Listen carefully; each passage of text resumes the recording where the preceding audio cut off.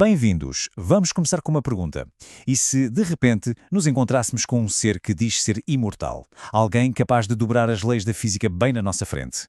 Hoje, vamos mergulhar num texto fascinante que descreve exatamente o encontro assim e as leis universais que foram partilhadas a partir dele.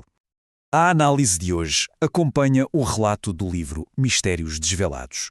Tudo começa com o agente do governo numa missão que parecia ser bem rotineira, lá na Califórnia, no Monte Shasta. O que ele achava que era só mais um dia de trabalho estava prestes a virar de cabeça para baixo toda a sua percepção da realidade. Então, imaginem a cena. Durante uma caminhada, o nosso narrador sente uma corrente elétrica a percorrer-lhe o corpo. Do nada, ele vira-se e depara-se com um estranho. Mas olhem, não era um caminhante qualquer. Esta pessoa estava prestes a fazer algo que, para todos os efeitos, seria considerado impossível. Com um gesto simples, um copo cheio de um líquido nutritivo materializa-se literalmente do ar. O estranho explica que este ato de criação, por mais impressionante que seja, é só uma pequena amostra de uma verdade muito, mas muito mais profunda. E é aí que ele se revela. Ele é um mestre ascensionado. E este mestre apresenta-se como Saint-Germain. Ele deixa claro que não está ali para fazer truques de magia, mas sim para ensinar as leis fundamentais da existência. E a sua primeira lição é, surpreendentemente simples, mas ao mesmo tempo de um poder imenso. Foca-se na energia, que segundo ele alimenta a própria criação. Saint-Germain vai direto ao ponto, o poder do sentimento. Ele ensina que o sentimento é o aspecto mais crucial e, olha só, geralmente o mais descontrolado da vida humana.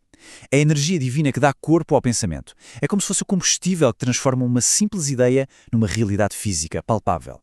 Mas para mostrar que isto não é só teoria, Saint-Germain leva o narrador numa viagem extraordinária.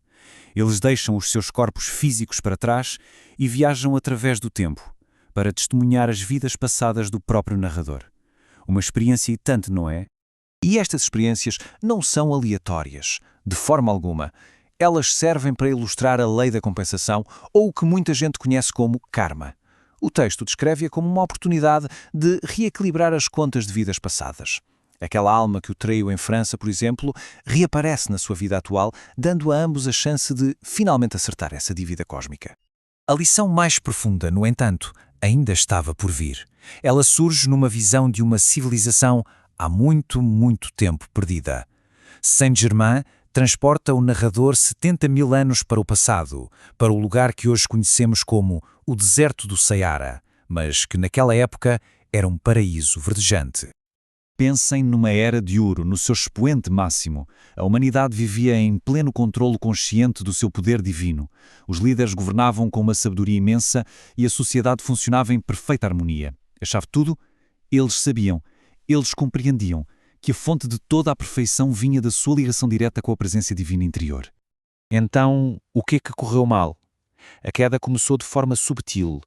O foco das pessoas começou a desviar-se. Em vez de se concentrarem na criação e no serviço a um plano maior, passaram a focar-se na gratificação dos sentidos.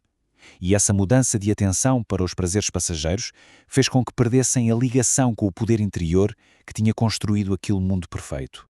Um grande ser cósmico ainda apareceu para os avisar, um último apelo para que acordassem antes que fosse tarde demais. Mas o aviso foi ignorado. O povo tinha escolhido o seu caminho. E aquela civilização magnífica estava a partir daquele momento destinada à ruína, transformando-se lentamente no deserto que conhecemos hoje. Esta história, claro, serve como uma parábola poderosa. A mensagem central é que a forma como a nossa energia é direcionada, os nossos pensamentos e principalmente os nossos sentimentos, determina diretamente o mundo que criamos. Isto tanto a nível individual como coletivo. É uma lição que ecoa, e muito, nos dias de hoje. Com esta lição histórica como o pano de fundo, Saint-Germain passa então para a parte prática. Ele começa a dar os passos concretos para que se possa recuperar essa ligação perdida. O objetivo é alcançar o domínio sobre a própria realidade. E isso, claro, começa no nosso mundo interior. O conceito central de tudo isto é a presença Eu Sou. O texto descreve-a como a presença de Deus individualizada dentro de cada pessoa. É o nosso eu verdadeiro, a fonte de todo o nosso poder. O âmago do ensinamento é, portanto, reconhecer, aceitar e dar controle total a esta poderosa presença interior. Este slide mostra de forma brilhante o método prático. Saint-Germain prescreve um exercício diário para nos alinharmos com essa presença. O primeiro passo é simples: aquietar a mente e o corpo.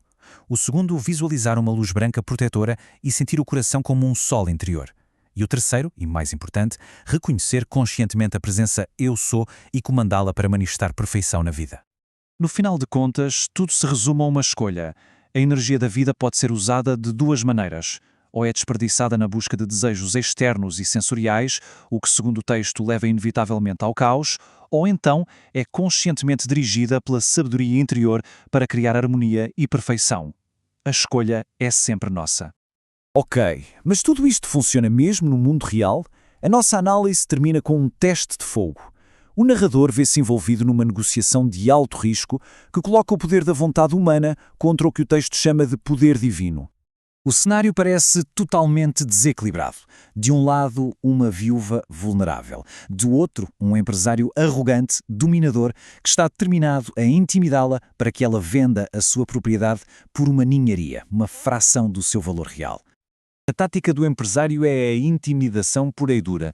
Ele tenta subjugar a Sra. Atherton com força bruta, pressionando-a a assinar um contrato fraudulento. Naquele momento, parece que a ganância está prestes a vencer. Mas é aí que tudo muda. No momento crucial, o narrador invoca a sua ligação com a presença Eu Sou. Ele descreve uma onda de poder que surge dentro dele.